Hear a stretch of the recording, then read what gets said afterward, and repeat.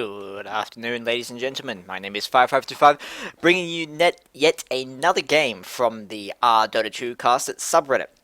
And this game submitted by a Mr. Allur, who we can see over on that dire side. And it's a single draft game, actually. So, makes things a little bit more interesting because you never quite know how things are going to turn out in terms of those picks and bans. We already have the Brewmaster, the Slark, and the Windrunner coming out on the Radiant side. Not really any cohesion there at the moment. You've got two sort of heroes who can jump in, dish out a lot of damage, and the Windrunner and the Naga. Naga, of course, generally in the past has been played as that kind of setup hero for that one-way combat. You don't have a lot of AoE on her team, though, unless we see something like an Enigma or a Darkseer being picked as that final hero. I do apologize. Over on the dire side, the only person coming out is a Wisp. Wisp, of course, very powerful in terms of that map control that he offers. And typically, he does need a hero who can combat well. Something like the Ursa, something like the PA, something like the CK are all very common. Heroes who can suddenly appear on the other side of the map, quickly demolish somebody, and also who just benefit from that tether. But we're actually seeing the Allur. He's going to be playing that Morphling. Going that bot lane, though, with the Wisp. So not going to be in that farming, carry role. A little bit odd. I'll just run over. Well, we're still waiting on that purple pick. As I said, I would hope that he picks some kind of AoE to combo with the Naga. Of course, it's SD, so perhaps his options are limited and he's only got single target heroes. Warlock is a hero I like, actually, and he's being run as the mid, which is another thing I'm greatly in favour of, because Warlock, while he can be played as support, he needs a lot more levels and farm to be effective. To be able to gank well, he needs at least 3 points in upheaval. Bond is an absolutely fantastic skill in teamfights, and if you can get that fast Aghanims, that fast refresher, he completely demolishes everything in a given team fight. Nobody likes to be caught out by 4 angry golems. Well, of course, we do have that Naga, so she can potentially let him to run away, and that we finally got that purple pickup. Let's run over the lanes. Mr. Muted Noob playing that Brewmaster, looks like a dual mid with Mighty McGeever. Playing that Naga Siren. Hans Lander playing the Centaur, going to that safe lane. I assume as a support Centaur. Ailing playing the offlane Windrunner, no real surprises there. And Batyar in the house playing the Slark. Meanwhile, over on the dire side, we have Allur playing the Morphling, Slippy as that Wisp, and they're going to be tri-laning with Gadfly, who's going to be playing the Witch Doctor. Meanwhile, Horza playing that safe lane Tusk, and finally, Warlock on that mid. Dual aim. Actually, it looks like Naga is going. I'm not 100% sure what Naga's doing. She's up to take illusions at level 1, which is something I really don't agree with. If you're going to go in this tri lane, you want to really pressure that Warlock. Actually, she's going to be farming the jungle, so I can understand that choice after all. As well as, meanwhile, I've got Allure going in on the two. Gadfly struggling to get away. He does get the cask off, which is going to let him get that distance. Slippy now tethering in, and Hans Lander on the run. Should be okay. Not going to go down to right clicks from a Wisp. Or is he? May have spoken too soon. Hans Lander forced to back off. In terms of lane control at the top lane, Horza is going to have a much harder time. Windrunner has quite good base damage for a ranged hero.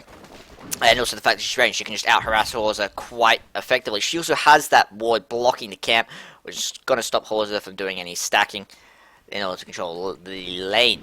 He hasn't taken anything yet. I don't really like Tuskar as a hero, in all honesty. He doesn't have a lot of utility. He doesn't scale that well late game. And against these bulky heroes, for the most part, you have that Brewmaster who will live through most things. You have the Slark, and you have the Centaur. He doesn't really have the ability to roll and pick somebody off quickly. He's going to get into longer, more engaged fights. And that's something that Tuskar's not particularly good at, because outside of his summoned Frozen Signal, he doesn't do too much. He also doesn't really have a team who benefit. You know, if he was on the same team as Centaur, then you have got that AoE set up in the form of Snowball. But as is, the only person who could potentially benefit is the Witch Doctor to get in position for cast. But even then, he's just rolled into 3 or 4 heroes. And the Witch Doctor, that close to a team, is going to go down at very short notice. In terms of last, it's nice though. We have got, for the most part, well, Warlock is in the lead, but it's still fairly even. Muted Noob actually taking quite a bit of harass damage from Warlock, who's opted to go for the Shadow Word build, which is a build I don't really agree. I just don't like Shadow Word in general. Not so much because it's a bad skill, because the plus 45 regen it offers in a lane can be quite powerful. But more because Upheaval and Fatal Bonds are just so much better. Hanslander now on the run. We have got the Wisp coming out, but they shouldn't be enough to finish off. Wisp now still giving chase, but without another level of Wisp, he won't be able to get the cooldown in time, or indeed that damage. But they really have taken control of this tri-lane, I think. You know, they're farming the jungle. Centaur on the run. Slug not doing too badly for himself. He is, and we have got a cast coming out. But I think that was actually on the creeps. Indeed, it was. Lander goes for the stomp, but a nice tether from Sleepy is going to be enough to get him away. Meanwhile, we have got Horse taking some damage. Should be okay to get away as well. Muted Noob now chasing after Mr. Neck. But it looks, he's turned around and just go. That's one of the big problems with Warlock, is that he doesn't have a skill that is kind of get out of my face. Queen of Pain, as a mid, can blink away. Brewmaster has that big, heavy stomp in nuke. But until he hits 6, Warlock has none of that. If you want to dive on him, there's not much he can do to prevent it. And if it was something like a Queen of Pain, I think Warlock would have actually been in a bit of trouble, because Warlock's lane control, while it's not bad, it's also not great when somebody suddenly jumps on him and wants to nuke his face off. But Panda, as sort of a more passive laner, and we have got the first blood coming out on the Morphling. The Maledict is going to be enough to finish off the Slark. But now Hanslander on the run should be able to get away. The stomp coming out from Minudu, who has picked up that haste rune, and he takes out Slippy with a nice right click. Now going after Gadfly. He doesn't have the cooldown for stomp yet, and Morphling comes in. He may have to back off here. The stun comes out enough to stop Minudu from getting in range for that stomp. But they're now going for Allur. He does have the wave on. We should be able to get away without too much difficulty. Going to go offensive and go for Hands Loader, and going down to another right click. In comes a jump from Slark. Slippy now in quite a bit of trouble. We don't have the mana for that stomp, but a very, very nice engagement for the Radiant side. They're able to kill the carry not once but twice. In return, they only lost the Slark. More importantly, they also did get that 6 on Brewmaster, which means they're now going to be able to take these initial fights. One of the things with Warlock is that he does greatly swing the fights in your favor, but at the same time, you have got this Naga Song. You've got things like the Centaur. He's actually taking quite a bit of damage from creeps. Should be okay. But you've got the Stomp for Centaur, and you've got that Panda. You have, as a team, more AoE, but Warlock is a hero who is built for team fights.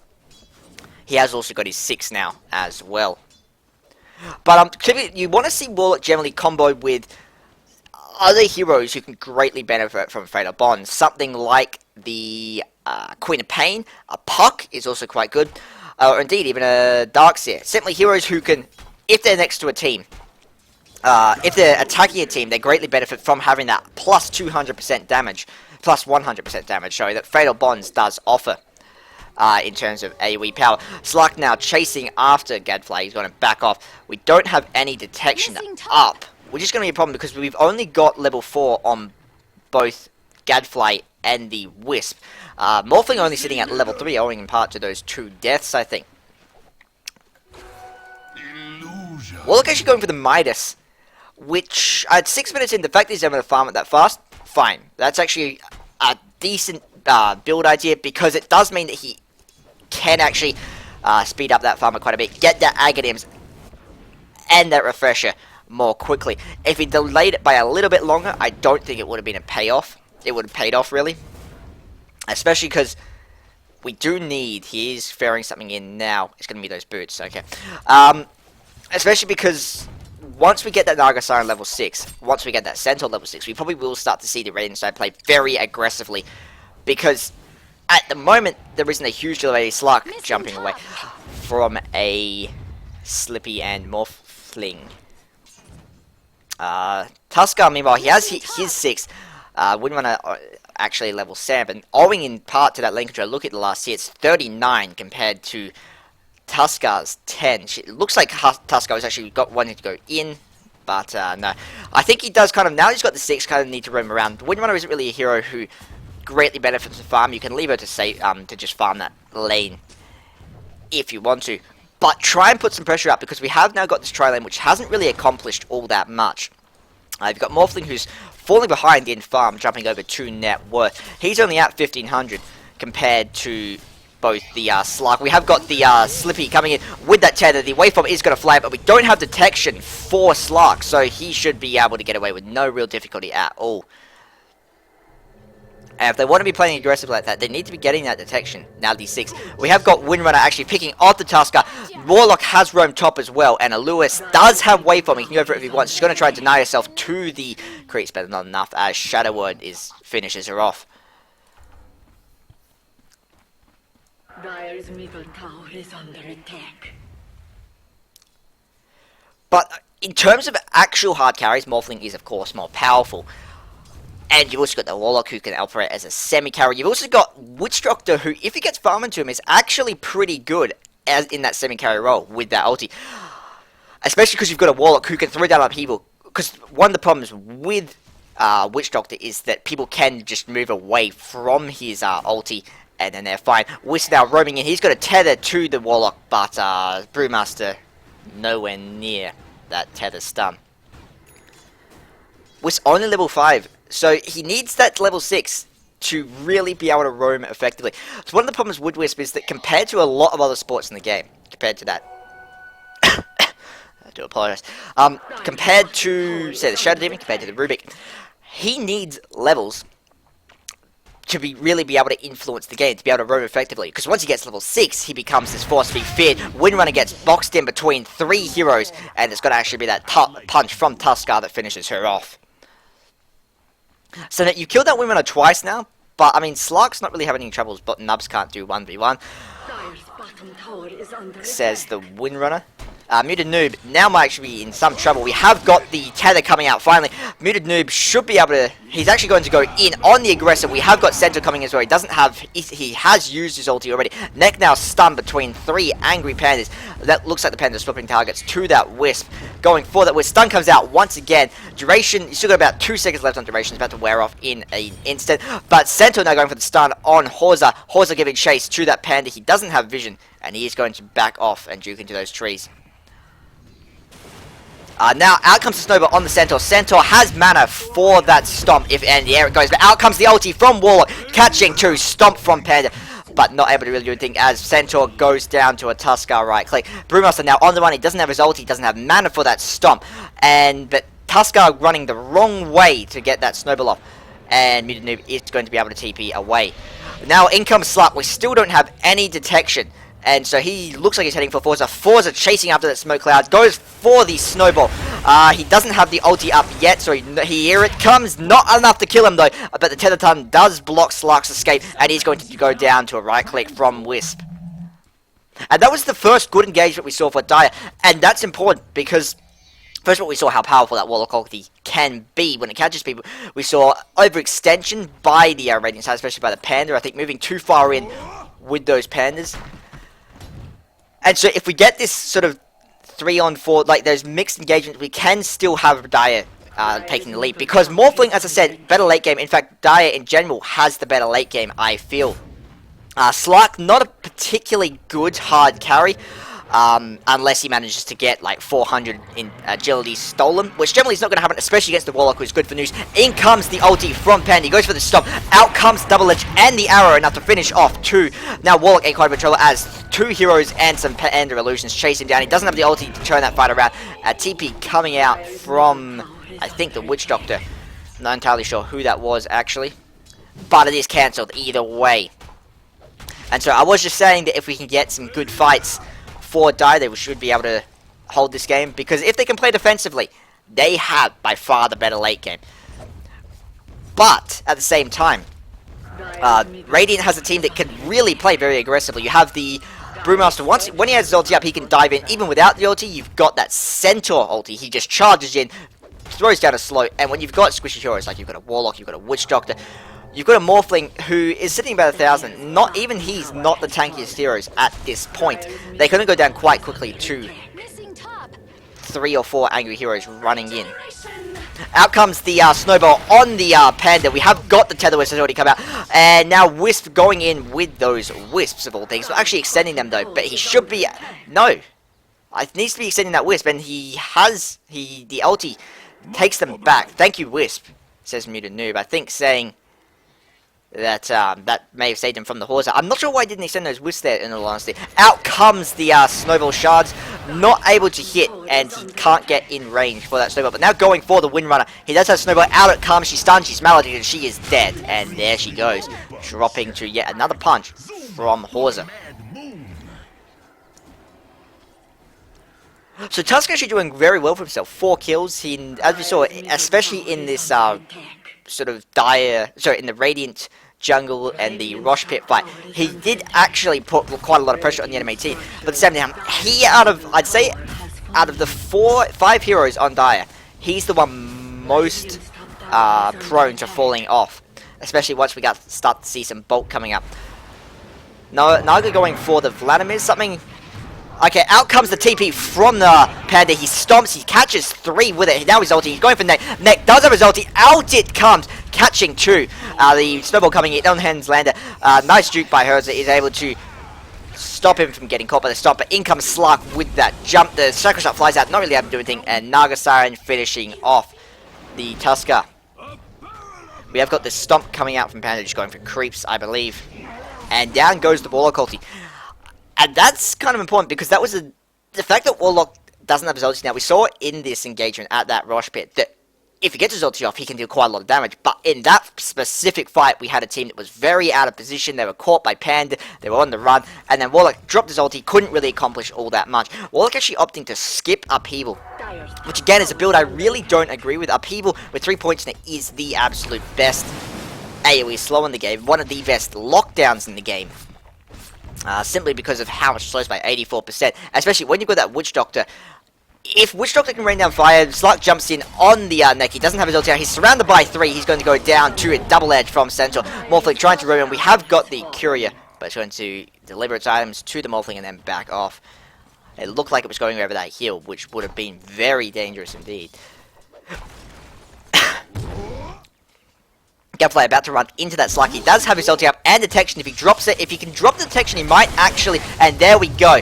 But the stomp too much, as the stomped, says Centaur. And indeed, Witch Doctor was. Let's swap over, because this game really does feel like it's in Radiant's favour at the moment. We've got a lot of map control. They're able to roam around, get these pickoffs, and I'll just go over to that gold. Now, 10k in their favour, and indeed, 7,500 in terms of XP. Please no, says Gadfly. And I can agree with that sentiment.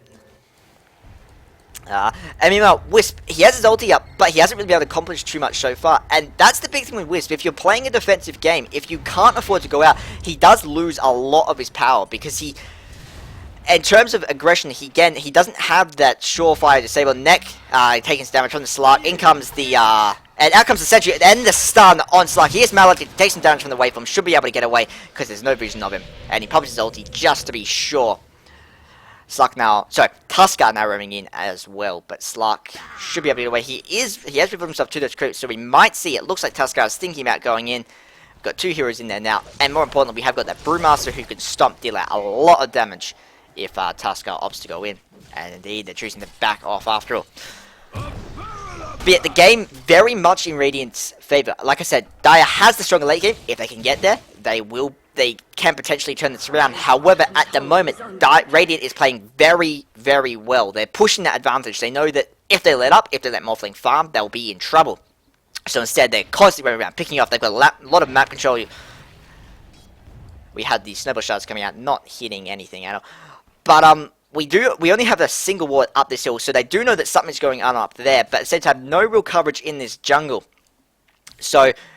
And no real coverage in this area either, around the, that sort of Rosh Ancient Pit, which means that Morphling, he can't really afford to extend that much further because he has no idea what's going on. Out comes the ulti from Centaur, but everybody runs into the back. Gadfly actually gets hit by the stomp. Out comes the Warlock ulti, jumping on 2. Out comes the Snowball. A nice punch, not actually enough to finish off Mutant Noob. He gets the ulti off. And now the Warlock ulti getting spun up in the air. Slark and Allur trying to have a bit of a man fight going. Allur hit by a nice shackle from Wimina. She goes for the parachute as well, tearing him down, but now he is transforming strength. He should be okay to get away. But she's still playing very aggressively. I'm not entirely sure why, in all honesty. Because he can now turn around with that waveform. I see now why, because we do have that Panda in the base. He's now going for Ailing. He should be able to get this kill. Morphing strength as hard as he can. She tries to force stuff off the edge of the map. That does not work, I'm afraid. And Warlock actually finishing off Brewmaster. Brewmaster buying back a Snowball from Tusker enough to finish off that Windrunner. And Centaur, meanwhile, DCing. And what's Morphling looked like he was a little of HP. But I think that was just owing to that strength and agility morph. But I think Morphling, he has to be going for the more carry-on-to lineup. So that the Lincolns and Nagaside popping that stone to try and get away. But the cask actually catching her once again as she tries to run it. They already cancelled the TP. She's got that Vlads. And she's going for the ultimate orb as well. Panda now roaming in on Neck. He has gotten a slow off. And now he's caught between three arrows. He doesn't have his ulti off. And he's playing very aggressively. Goes to the stop. It's actually cancelled by Morphling. Not sure if he timed that. Out comes the Maledict on Muted Noob. Now taking a lot of damage. Out comes the Snowball. The Gadfly's ulti getting popped. Not really doing anything at all. We do now have Wisp. He TP'd in with Tusker. Even without that, I think it would have been enough to finish off. But now we're sort of seeing starting to see the game. I'll just bring up gold and XP, and it started to swing down a little bit. Still quite a bit in the Radiant's favor, but I feel if they can get another fight like that, if they can, basically they need to force Radiant to overextend if there's going to be team fights going down. Because at the moment Radiant have the better lineup, but as we saw, Panda kind of decided to roam in very, very far indeed. We had Women following suit, and that alone was enough to ensure that Dire got those kills. And we have got two roaming around in form of Centaur and Naga. They're going to catch find Horza actually, but Horza throws out the Snowball going for Naga. She doesn't have her ulti. She does have Net though, should be able to wait. And we have the ulti from Centaur, pop to cover his gate. In jumps the Centaur, going for the stomp, missing though, but he does get the double edger. Now out comes the Snowball onto, in comes Morphling, out comes the Panda ulti. Do we have the ulti on Warlock? It's still 4, 3, 2 seconds off, and he's not going to be able to get in time as the Chakra comes off, catching him. He can turn around now and throw it, but I am glad that was cancelled actually, because I don't think popping it at that juncture really would have done too much. Morphling now roaming in. He's caught between two. We do have the Net flying out. He doesn't have a way to get away at the moment, and he's going to go down, trying to morph strength, but drops to Naga Siren's Riptide. But yeah, I am glad that Warlock didn't use his ulti there, because the fight was already over. If you're going to be using Warlock's ulti, you need to be dropping it in a fight where it's a surefire thing, where either it's going to cover your escape, which indeed it wasn't, because you already had most of his team dead, or a fight where you can play aggressively. And I was saying that Dire may have been looking to come back, but now we just had an absolutely fantastic fight by the Radiant side. Sorry. I should be at this T2 without any difficulties at all. Witch Doctor going for that Melody. He has the Melody off, and Slark is going to go down to Tusker. Again, I said I didn't like the Tusker in terms of the hero, but he is playing very well. I'd say probably creating the most space on his team. Really able to punish any over positioning by the enemy team, thanks in part to that Wisp I feel with the ulti. Sometimes that is the T2 that dropped. We now have very little map control for Dire at all. They do now have ward coverage up in this area. Before we did have the Radiant ward up as well. Naga taking damage, just jungling. Which I think is a bit of a mistake on Radiant's part. They do need to be getting these wards up in the jungle so they can hunt down, so they can smoke if need be, and really pick off the carries who are trying to farm. Just make sure that Dire is afraid to move outside of their base.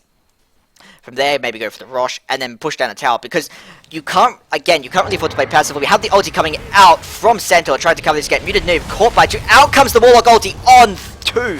Slark taking a lot of damage. Out comes the Witch Doctor ulti, and with the help of Muted Noob, about to go down, but managed to TP away. But we might see the Maladoc finish him off, and indeed it does. And so, like I say, I'm glad Warlock didn't use another last fight, because it meant that we'd just be able to see a fight go very, very convincingly. GG go end, says Centaur. I hope joking, because it's still very much up in the air as to who will win. But as I say, people, Warlock's still not taking out people. Again, it's something, it's a build I really don't like, because it's such a punishing skill. It's so difficult to get out of, because Warlock, I think, going for that Aghanims, indeed he is. He's already, if he's going for that Midas, he's going for the Aghanims build. You want something that will pin your enemies together and allow the Warlocks to just whack all over them. That came out a little bit wrong, but I think you take my meaning. But at the moment, we've got heroes who can just run away if they're not slowed or locked down. Also, with that Witch Doctor not really sitting on anything in terms of farm. But his ulti just in general, Shackle instant kills Golem. Says Windrunner. Not 100% sure what she's talking about there. But there we go. I think she may have thrown out Shackle and the Warlock Golem timed out. We do not have that Agonist pickup on Warlock. I do apologise. Which, again, now the team fights will start to swing in their favour, because we have that kind of early Brewmaster already picking up his Aghanims as well. So Brewmaster is, I'd say, the biggest team fight ulti, but it's not an AoE wombo combo type thing. Warlock's is, and if you can get it off, as we saw in that last fight, we have a big advantage. They do now have Rush going on. Dropping an ulti in here, for example, would absolutely clobber the enemy team. But I don't think we have any vision of what's going on. We have the ward over here, but that alone isn't going to be doing too much. We have Slark now roaming around. Again, no vision at all, and this should be an easy rush for the Radiant team. And once they have that, if they can bait out that Warlock ulti, because that's a big part of what is, I think, keeping Dire alive in these fights. Well, indeed, causing Radiant to lose these fights. If they get hit by a perfect, or just a good Warlock ulti, then the rest of the team can come in to clean up. However, converse is also true. If you can manage to clobber the majority of the team before the Warlock ulti comes out, as indeed we saw near this hill a little bit earlier, if you get the ulti coming out from Brewmaster, locking him down, and preventing the ulti from coming out until the Radiant team is already basically on top of the Dire side. We have got the song coming out from Naga. Panda, as I said, does have his ulti. So does Warlock though, and Horza and Slippy caught by the song. We're about to see Slippy tether away. Nice, so out comes the Warlock ulti, jumping on 4. Punch from the Horza. The ulti comes out from Brewmaster, able to keep him alive. But a very, very nice engagement. The Aegis has been popped on the Naga. Now, Brewmaster on the run. Earth Panda should be able to get away. Down goes the Naga Siren, 2-0 into that power of the Warlock double punch.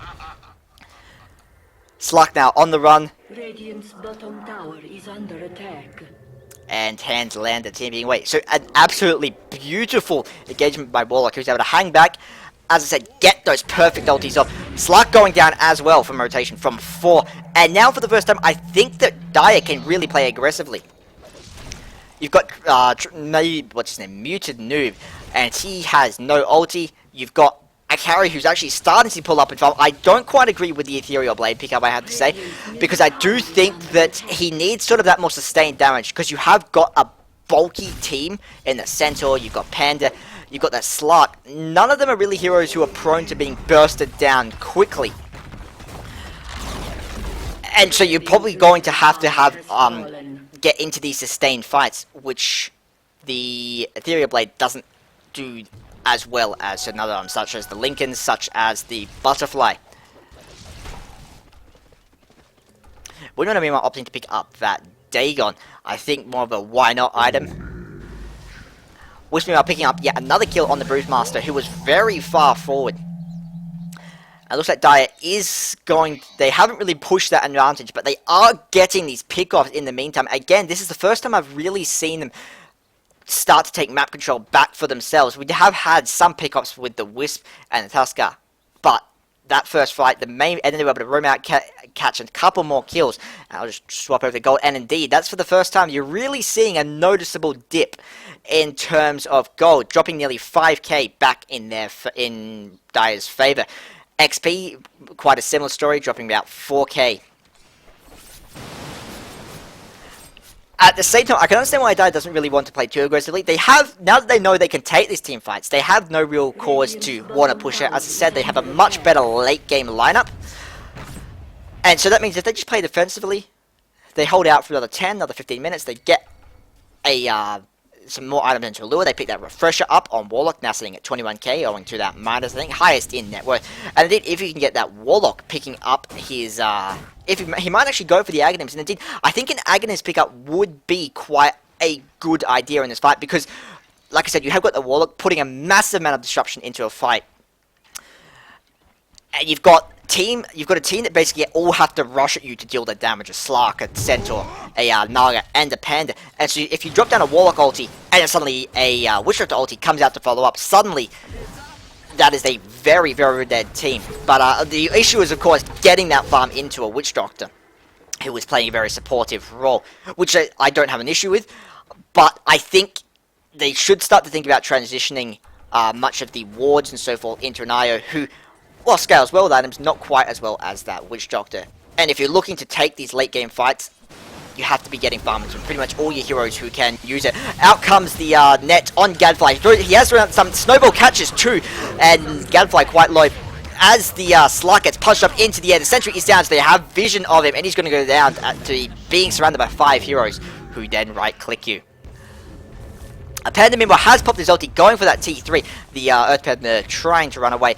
We have still got about 10 seconds left on it. He's going to go for the stun on Slippy, wailing away on him, actually dealing quite a lot of damage as Slippy struggles to get away. He's going to tether back.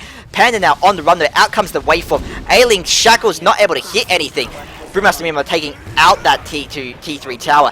Hans Lerner now on the run. He has been hit by the shotgun blast from Morphling. Now out comes Warlock only on one. Windrunner still not going down. She has been maledicted. Muted Noob trying to TP away. We don't have another follow-up stun to cancel that. But another good fight, aside from the fact that T3 went down. But now that you've got 4 dead in the machine, you've had that Panda popping his ulti, you need to be pushing, I think, straight down mid. You have the advantage for the time being, although we do now have Slark and Naga coming back. Rosh still not up. I think they were hoping to pick it off, perhaps, in that interim. But we've still got another 5 minutes left on it.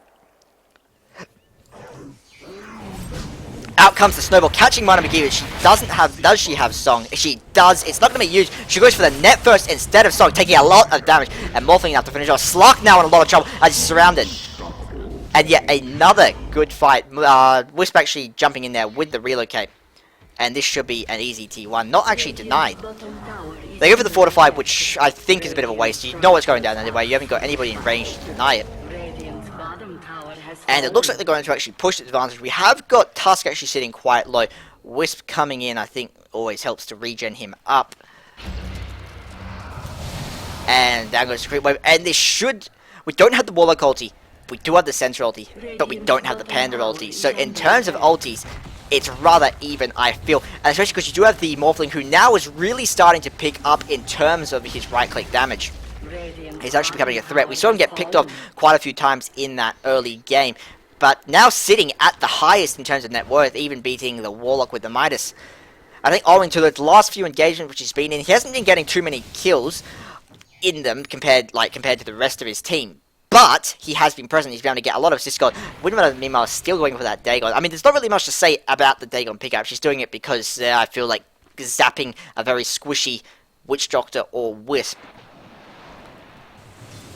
and playing a fun game instead of going for that mech and so forth to support. Naga, meanwhile, she has picked up that Skadi, which is a build. I mean, I'm sort of. She already has that lockdown with a snare. She already has. Do apologize. I thought something might have been going on mid there, but yeah, she already has that the net.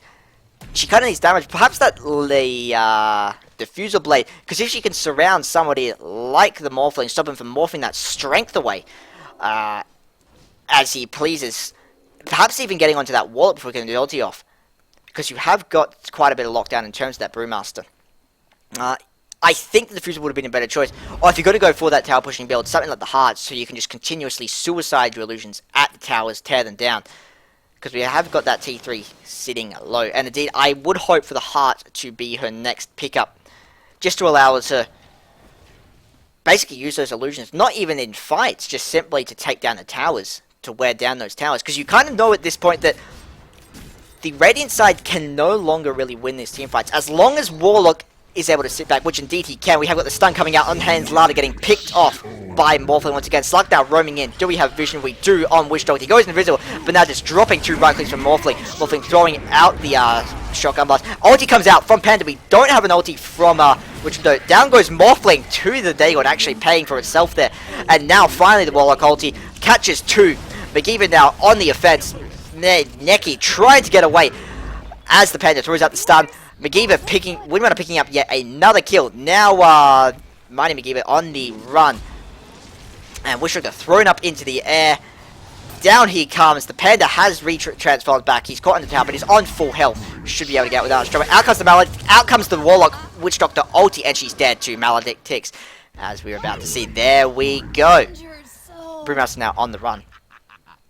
So I was about to say, we know that Radiant can't take these team fights, but they can as long as Warlock doesn't get his ulti off in an opportune fashion. And the problem there was that they were Dire side was kind of caught between a rock and a hard place as we had heroes coming in from all 3 directions. Warlock, I think, just went for the ulti, trying to do what he could. But in the end, because the Dire side was kind of scattered and split up, the Radiant side was able to come away with a victory there. It did help that Windrunner was able to pick up that kill on Morphling with a Dagon. If we hadn't had that coming out, I think Morphling would have been able to turn around and just roll over the end of the team. Which, I mean, potentially is what Windrunner was actually hoping for. She knows that Morphling can roll in, do the shotgun blast in terms of the Ethereal Blade and the Adaptive Strike.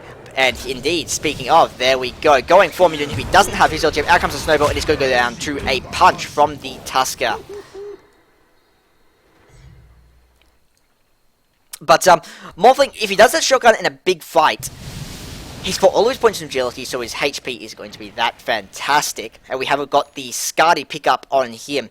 So now, again, really starting to climb in terms of right-click damage.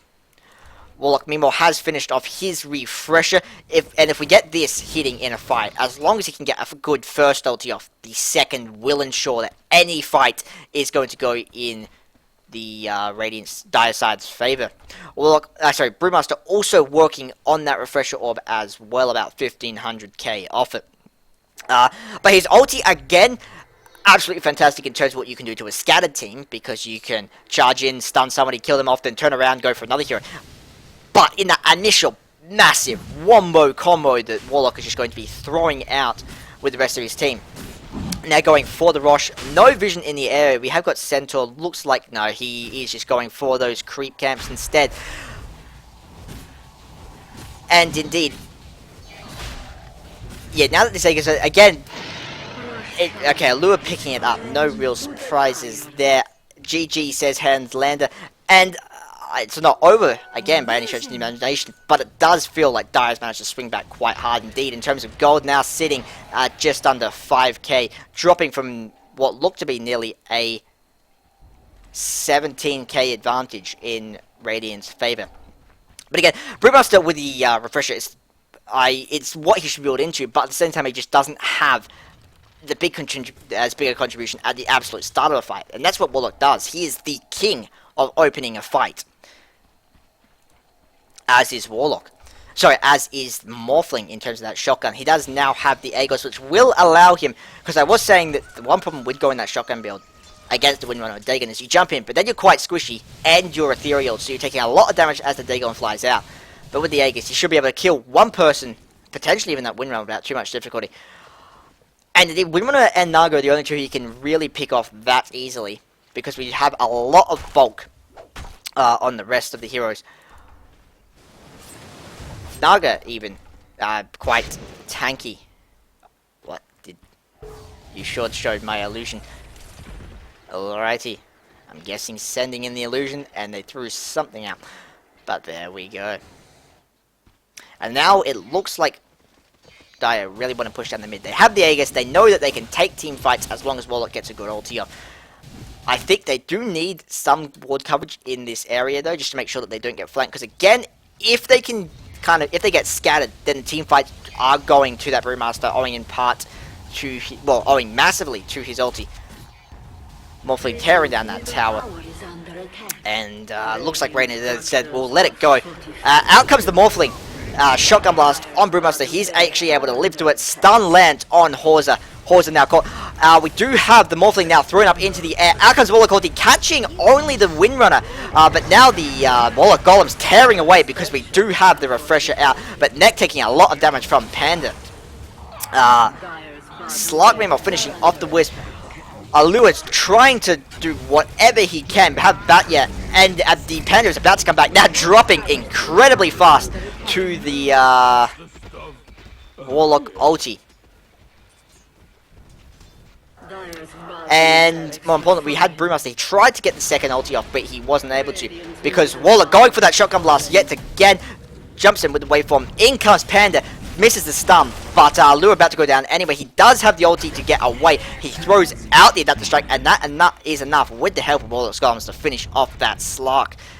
And I think he was just going to continue pushing into that base. A nice shackle shot, actually, catching Allur.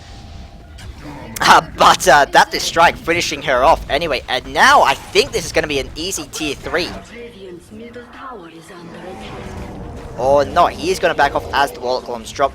We do have that Slark roaming in, just buying back now. And popping his ulti to try and catch up to Allur, but it's a Morphling with a waveform. That's not going to happen. And now we do have the... It looks like a nice jump in from Slark. Out comes the stun on Allur, and that is going to be enough to pop that Aegis. Still had about 2 minutes left in it, by my account. Baldur in the house and now trying to run over. He may have forgotten about the Aegis, I'm not sure. As out comes the waveform, out comes the adaptive strike, and sorry, out comes the ethereal blade. But Slark now able to get away. We don't have vision on him. We do, he has just lost his passive. Out comes the shards, not able to connect. But now the snowball, he's going to leap away, so that will enable him to get that distance. And I think they will have the back off now. Indeed, we see Horza give up the chase. We did see the T3, the Rax bot actually going down. I'm not 100% sure how I missed that. But, I mean, at the moment, a single Rax isn't too big a deal. It's when you start to get the second one going down. The team then has to start playing a lot more defensively. At the moment, I feel Dire still have quite a big advantage. Because, as we saw in that last fight, even with a Warlock ulti that only hit a single Windrunner, the second one, it still absolutely shredded the enemy team. We had a Morphling who was able to roll through everything. Didn't even use the Aegis in the end. He is now roaming in now, perhaps looking for a kill. He's about to run into Muted Noob. Moving off to the right. They have passed over the sentry, so it does have vision of them.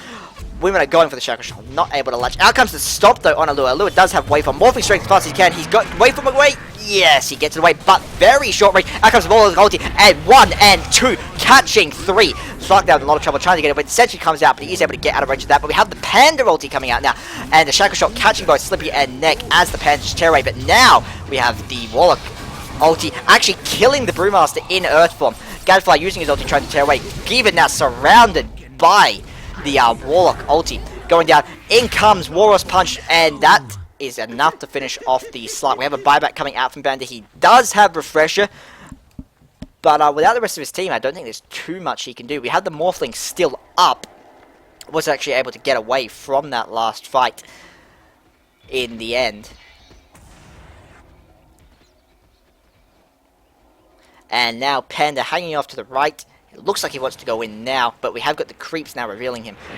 Snowball comes out on Slark, on the Windrunner, who is actually was able to get out of range. But now Panda popping the Refresher, getting the ulti off, but now surrounded by 3 heroes. We might actually see that Earth Panda going down. The Morphling is thrown up. He recognizes that Morphling is actually a massive threat. So Panda Shackle Shot coming out, catching Horza, slipping out, about to drop 2 Pandas. And Morphling is going to have the back off here. Radiant's top tower is under attack. Horza on the run as the Panda ulti comes out. Wisp has brought back, looking for some kind of pickup, I would imagine. We have got him TPM trying to save that Tuskar. Tuskar going in for the winner, able to pick her up. But now Wisp around and going down once again. And we have just had Sentinel's ulti going off. Horza tries to be away. The Sun comes out, blocking that, and he's going to go down as well. Windrunner now buying back. And I think they're going to be trying to play aggressive here. Allur now quite into trouble. We have Waveform on cooldown. He has popped out his ulti, so he should be able to do it. Indeed, there we go. He is still netted, but he should be able to go over the cliff now. No, actually dropping to a Windrunner Shackle Shot. I'm not sure why he didn't go for the waveform there. He should have been able to move up over the tree. Maybe he just assumed that he'd be able to get away in time and wanted to save that waveform. I'm not sure, but now, does he have buyback? No! He's 6k off it. And this is an easy Rax for the Radiant side. We still have Warlock's ulti down, another 25 seconds on that. And indeed, there goes the melee, and the range will drop in short notice as well. Witchdrifter is going for his Aghanim Scepter now, but I said that the first T1, the first Rax, not a big problem for Radiant, for Dire, but the second one now, going down, in jumps the Centaur, and it looks like Radiant is going to go all the way here. We still have 50 seconds on the Morphling, and without him, without that Warlock ulti, we've still got 2 seconds off on that. He, I think, is going to go out and drop it now. Here we come, catching one, catching two, with the second, and now trying to do as much as you can. We have already had the reinforcements coming out, and indeed there it drops to Windrunner. So I think that, I mean, in my mind, that was an absolutely fantastic game, well played by both sides. Radiant, as I said, they had more of the mid-game advantage. They were really able to push that. They started to fall off late, but then they had an absolutely fantastic engagement. We had Brewmaster jumping in with his second ulti, able to shred apart the enemy team, and most importantly, picking off that Morphling. And once Morphling went down, the fact that he didn't have buyback, the fact that there was nobody else in his team who could really carry that hard, simply meant that the Radiant side was just able to roll all over that second Rax. My name is 505. Thank you for watching. I'll see you next time.